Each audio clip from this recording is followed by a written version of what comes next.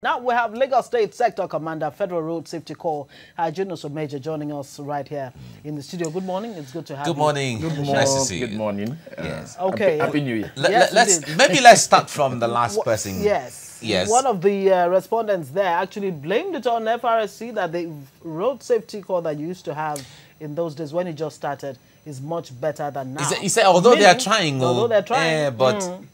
but the real problem is maybe you guys have dropped the ball. Is that why we have this level of carnage on Nigerian roads? Well, let me say first and foremost, good morning to Nigerians. I understand the passion demand, where the man was coming from. It did not also take into consideration that every other variable has also changed. Like what? For example, in the 1980s and 90s, we are not talking of the same vehicular density. It is not the same vehicular density that we're talking about. The vehicles are increasing by the day. We have not all had a corresponding increase in facilities on the road infrastructure. It has not. You've had a situation whereby the vehicles on the road keep increasing, but your infrastructural development is not increasing at the same pace. So we had a situation whereby the infrastructure is deteriorating, but you are just giving, the vehicle is also increasing on the roads. And we also have situation where every other mode of transportation kept going into coma, leaving the road network to be the only carriage, the way that, the only mode through which we it puts pressure. It puts pressure on over 90% of freight movements in these countries are done by the road mode. And these things have the roads are under a lot of pressure. Correct. Then when you come to our attitudinal predisposition also, you will also agree with me that during the time of our fathers and our forefathers, that they were more disciplined. Our educational system that are bringing out the people that are having behind the wheels today was better off than what we have today.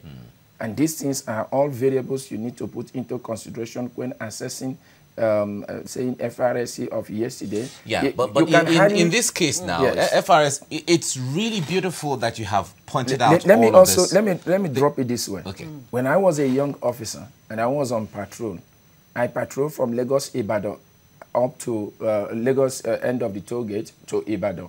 And we just keep moving like that. How much was a liter of petrol then? I could just enter any filling station and we fill our tank and we keep on going. I cannot, in all honesty, do that same kind of German patrol today. With the limited resources. The resources keep on going. The fuel price today, what we used to buy, fill a tank, they cannot buy you a quarter tank today. And now we have a national emergency on our hands. And knowing that all of these variables that you have mentioned are really present and they have increased over the decades until now.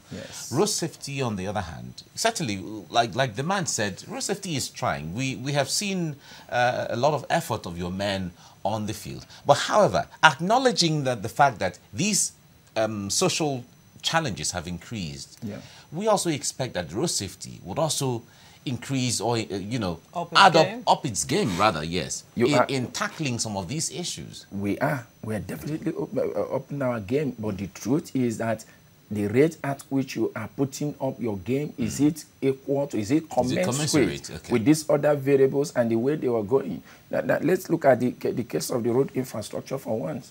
Give me one road that you have expanded within Lagos in the last 20 or 30 years. I mean, you have really expanded it. Everything we are using in Lagos today is just as it was in the beginning. That is just what you have. Like the Lagos road cannot be expanded to anywhere because it has reached its peak. All you can do is the resurfacing we do from time to time. There are so many other roads that, we just started expanding the Lagos-Ibadan expressway. That from Lagos end now to Shagamu, at least you're going to be 3 lanes this way, that's 6 lanes. So then the same infrastructure. So you now notice that we are not expanding the infrastructure at the rate at which some of these other variables are also growing. Look at haulage movement for one. I agreed government is doing its much in terms of bringing back the rail.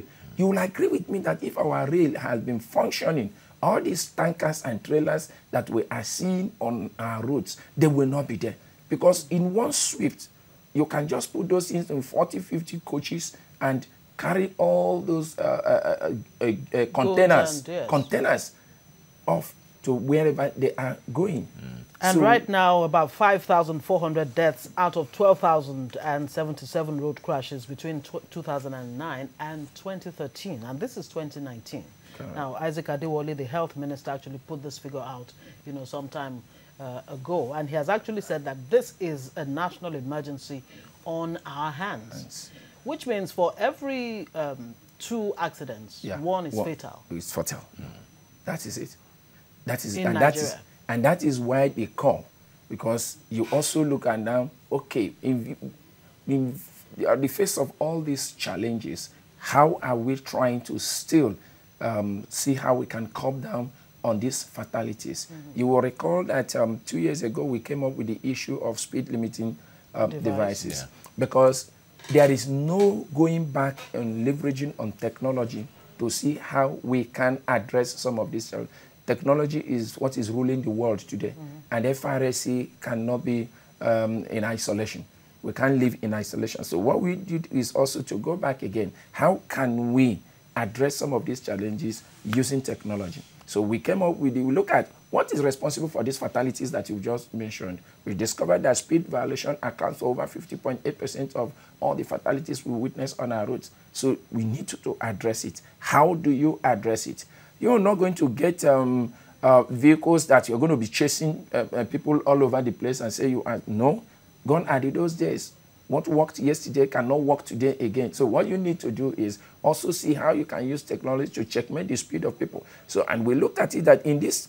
how successful has the speed limiting device been? I mean, 2 years on now. It has helped us significantly, even as we are not yet there. Because most of the commercial fleet operators started installing it, and it has started coming down gradually. It's going to be trickling down gradually. Yeah, but how long will this enlightenment frame, time frame, how long would it be? Because we expect that it's been on for about 2 years. I remember we had you on the program. I think it was, you remember that we started with the sensitization. Yes. The sensitization then, before we now went into full enforcement. You remember that the full enforcement was just February last year. Okay. So by February this year, we'll just be doing 1 year. And if you look at isn't that enough time to say how many, over 12 million commercial fleet, vehicles that you need to, your question is how many have installed? You understand? So we have not even achieved 50% installation, because it is when everybody within that category has even installed that you will now be looking at, okay, when do you think you are going to really get that kind of significant drop? That at what point, or how long is it going to take, or when will it be that if you don't have this on, we're going to impound your vehicle as the case, just as it is an offense if you're driving without your particulars or licenses, as the case may be? At what point are we going? Today, if we are apprehended without a commercial fleet operator that the vehicle is not installed, and you are apprehended, we impound and issue ticket. However, we discovered that there was a little issue along the line. The fine for it was 3,000 naira, as encapsulated, because you can't give what is not in the act. So the act makes it 3,000 naira, and an average speed limiter costs about to finish the installation maybe about 15,000 naira.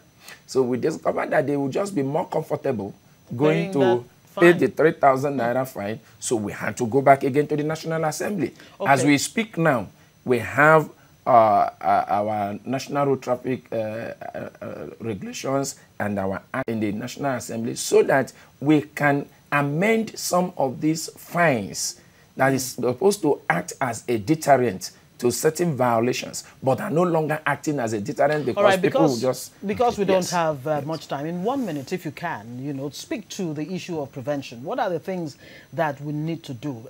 in Lagos, for example, there's something that I see that is unbelievable, where heavy trucks, they stay on the speed lane.